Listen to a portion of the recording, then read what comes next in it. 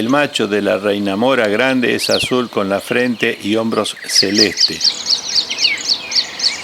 La hembra es parda rojiza y canela.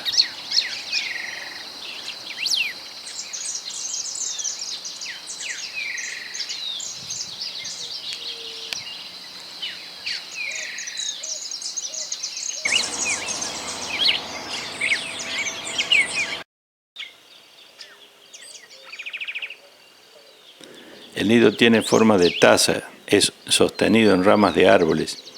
Emplea fibras vegetales, internamente fibras finas. Pone 2 huevos, celeste con finas pintas castañas distribuidas por toda la superficie, pero más concentradas en el polo mayor.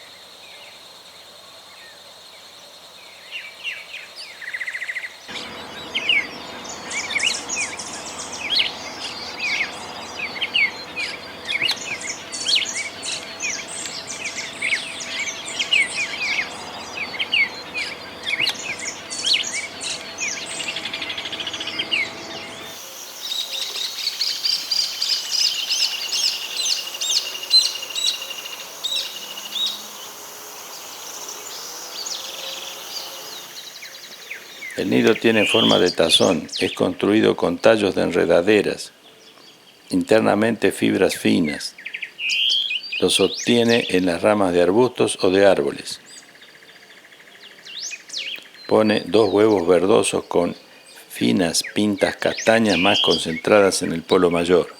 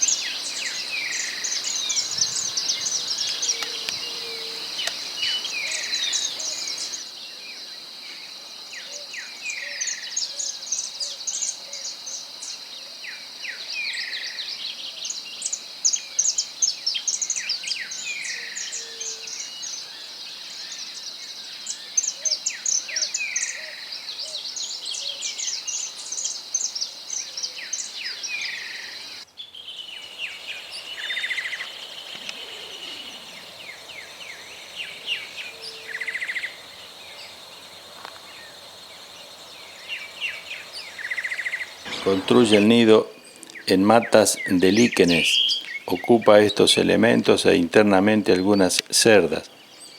Pone 3 huevos blancos con finas pintas pardo rojizas más concentradas en el polo mayor.